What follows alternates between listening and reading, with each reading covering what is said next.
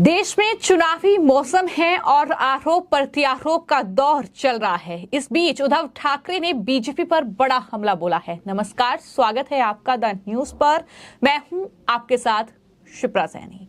महाराष्ट्र के पूर्व मुख्यमंत्री उद्धव ठाकरे ने बीजेपी पर बड़ा हमला बोला है, या यूं कहें कि उद्धव ठाकरे ने बीजेपी पर बड़ा आरोप लगाया है। उन्होंने ये कहा है कि बीजेपी ईवीएम हैंग करके ही चुनाव जीतती है, यानी उन्होंने ईवीएम का रोना खोया है और ईवीएम को हैक करने का आरोप बीजेपी पर लगाया है। इसके साथ उन्होंने चुनाव आयोग पर भी निशाना साधा। उद्धव ठाकरे ने यह कहा कि चुनाव आयोग से अब कोई अपेक्षा नहीं की जा सकती। साथ ही उन्होंने ये भी कहा कि सत्ता पक्ष ने ईवीएम के साथ साथ चुनाव आयोग को भी हैक करके रख दिया है।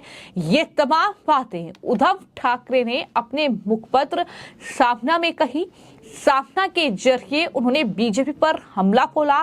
जाहिर तौर पर सामना जो मुखपत्र शिवसेना का है, उसमें उद्धव ठाकरे या संजय राउत जो कि संपादक हैं, वो तमाम बातें लिखते हैं, तमाम आर्टिकल जो है, लेख जो हैं वो छपते हैं और इसी दौरान मुखपत्र में बीजेपी पर हमला बोला गया।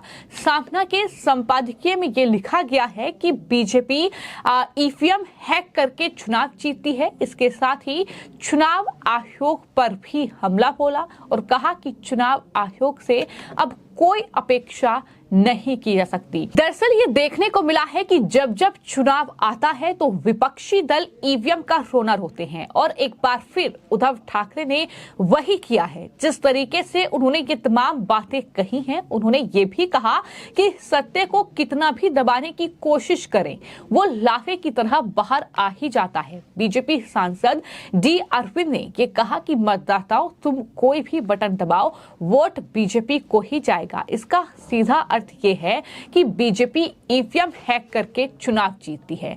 लेकिन इन सब के बीच जो बड़ा सवाल है वो ये है कि दरअसल जिन राज्यों में विपक्षी दल जीतते हैं वहां पर ईवीएम हैक नहीं होती है, लेकिन अगर ये हार जाते हैं तो उस राज्य में ये ईवीएम का रोना रोते हैं। फिर चाहे बात किसी भी राज्य की कर ली जाए जहां पर बीजेपी चुनाव जीती है तो ईवीएम पर सवाल उठाए गए हैं। लेकिन सवाल ये है कि कर्नाटक से लेकर हिमाचल प्रदेश और पश्चिम बंगाल तक विपक्षी दल ही जीते हैं, तो ऐसे में क्या वहां पर ईवीएम हैंग हुई है?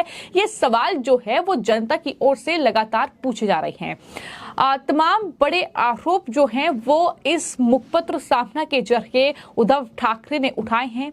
चुनाव आयोग की भूमिका पर भी सवाल खड़े किए और ये कहा कि वो अब निष्पक्ष नहीं रहा। बीजेपी की केंद्र सरकार का काम करने वाला अब चुनाव आयोग बन चुका है। चुनाव आयोग में गुजरात मॉडल के अधिकारियों को लाकर उनसे मनचाहे अच्छे बुरे काम करवाए जा रहे हैं। ये बड़ा हमला, ये बड़ा आरोप जो था वो न सिर्फ मोदी सरकार बल्कि चुनाव आयोग पर उद्धव ठाकरे लगा रहे हैं। इसकी वजह बिल्कुल साफ है। चुनाव आयोग दरअसल जिसने फैसला किया शिवसेना को लेकर, जब शिवसेना बटी तो उसके बाद जो शिवसेना का जो चुनाव चिन्ह था, जो पार्टी का नाम था, उसका बंटवारा हुआ।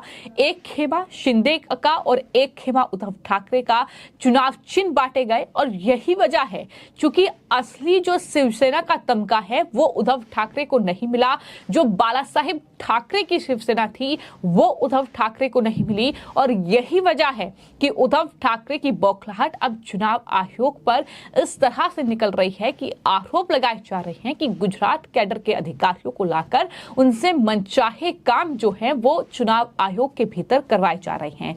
उन्होंने ये भी कहा कि महाराष्ट्र में जिस तरह से शिवसेना और धनुष बाण चिन्ह शिंदे गुट के हाथ में दिए गए, इस मनमानी पर मुहर लग चुकी है। तो जिस बात का जिक्र मैंने किया कि बौखलाहट की वजह जो है वो है शिवसेना का चुनाव चिन्ह पार्टी कहीं ना कहीं उद्धव ठाकरे से छीनना। जाहिर तौर पर उद्धव ठाकरे के पास बहुमत नहीं थी और उद्धव उद्धव ठाकरे बहुमत चुनाव आयोग में साबित नहीं कर पाए, तो ऐसे में चुनाव आयोग ने फैसला लिया, जो फैसला शिंदे के पक्ष में गया और इसकी बौखलाहट अब इस तरीके से मुखपत्र सामना के जरिए उद्धव ठाकरे निकाल रहे हैं।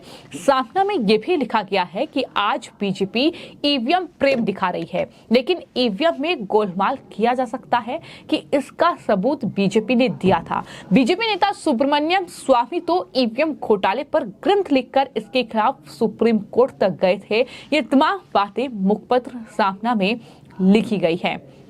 लोकसभा में ईवीएम का बीजेपी इस्तेमाल करती है, ये आरोप लगाए गए हैं। जाहिर तौर पर चूंकि प्रधानमंत्री नरेंद्र मोदी को हराना विपक्ष के लिए नामुमकिन साबित हो रहा है। आपने देखा होगा कि तमाम विपक्षी जो दलों के नेता हैं वो गठबंधन कर रहे हैं, वो गठबंधन कामयाब नहीं हो रहा है।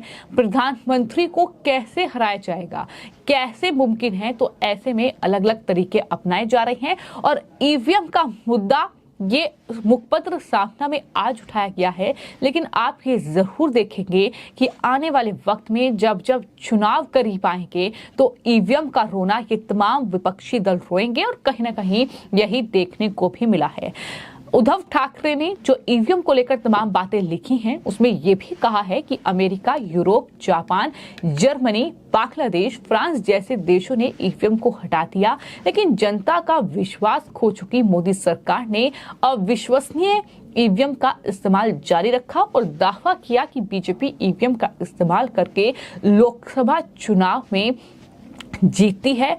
ये भी लिखा गया कि मोदी शाह को राज्यों की सत्ता में इंटरेस्ट नहीं है। ईवीएम घोटाला सिर्फ लोकसभा चुनाव जीतने के लिए एकमात्र सूत्र बनाया गया है। तो ये तमाम बातें जो थी वो उद्धव ठाकरे की ओर से कही गई। बीजेपी पर तमाम आरोप उद्धव ठाकरे ने लगाए हैं, लेकिन इन सब के बीच कहीं ना कहीं उनकी बौखलाहट, उनकी निराशा, उनकी हताशा उनके बयान में झलक रही है। जब यही विपक्ष के नेता ये कहते हैं कि मोदी को हराने के लिए हम एकजुट हुए हैं, क्योंकि मोदी को अकेले हराना, अकेले अपने दम पर कोई भी पार्टी नहीं हरा सकती है, तो इस बात का आकलन करने के बजाय कि आखिर ऐसी क्या वजह है, ऐसे क्या मुद्दे हैं, ऐसा क्या है कि बीजेपी जो है वो लगातार जो है अपना दम देश में दिखा रही है, ऐसी क्या चीज है कि बीजेपी को नहीं हराया जा सकता? इन तमाम चीजों का आकलन विपक्ष को करना चाहिए। लेकिन इसके बजाय अगर ईवीएम पर सवाल उठाए जाएंगे, अगर जनता को इस तरह से बरगलाया जाएगा, तो जाहिर तौर पर जनता भरोसा विपक्ष पर नहीं करेगी। लेकिन उद्धव ठाकरे की परेशानी अलग है। महाराष्ट्र में जाहिर तौर पर शिवसेना जो मजबूत स्थिति में कभी थी, बाला साहेब ठाकरे की शिवसेना थी, अब वो शिवसेना दो धड़ों में बढ़ चुकी है। एक जो धड़ा है वो है शिंदे का, जो कि अब मुख्यमंत्री महाराष्ट्र के बन चुके हैं। वो शिवसेना से उन्होंने बगावत की, 40 विधायकों के साथ उन्होंने सत्ता पर वो काबिज हो गए। वहीं उद्धव ठाकरे के समर्थन में अब कुछ ही गिने चुने नेता और विधायक बचे हैं, यानी उद्धव ठाकरे की जो ये शिवसेना है, उद्धव बाला साहेब ठाकरे, वो पूरी तरीके से कमजोर पड़ती दिखाई दे रही है। तो ऐसे में उद्धव ठाकरे के सामने मुसीबत काफी ज्यादा है। ना सिर्फ 2024 का लोकसभा चुनाव है, बल्कि इसके अलावा महाराष्ट्र में भी आने वाले वक्त में विधानसभा चुनाव होंगे और वहीं शरद पवार भी कहीं ना कहीं उनकी भी जो स्थिति है वो फिलहाल डगमगाती दिखाई दे रही है। यानी शरद पवार भी ये स्पष्ट नहीं कर रहे हैं कि वो एमवीए यानी वो महाविकास अघाड़ी का हिस्सा है या नहीं है, शिवसेना उद्धव ठाकरे की शिवसेना का हिस्सा है या नहीं है। बीजेपी की तरफ उनका रुख दिखाई दे रहा है, जिस तरीके से अजित पवार ने सत्ता में वो शामिल हो गए हैं। तो कुल मिलाकर स्थिति महाराष्ट्र में स्पष्ट नहीं है। उद्धव ठाकरे अकेले पड़ चुके हैं, कांग्रेस इतनी मजबूत स्थिति में नहीं है जिसके साथ उद्धव ठाकरे आगे की राह तलाश पाएं। तो ऐसे में उद्धव ठाकरे के लिए परेशानी बढ़ रही है और शायद यही वजह है कि बीजेपी पर हमला तो बोला ही गया है, लेकिन इसी के साथ साथ चुनाव आयोग पर भी सवाल उठाए गए हैं। लेकिन आपकी उद्धव ठाकरे के इस बयान पर और इस पूरी वीडियो पर क्या राय है, हमें कमेंट बॉक्स में जरूर लिखें और चैनल को सब्सक्राइब करें। धन्यवाद।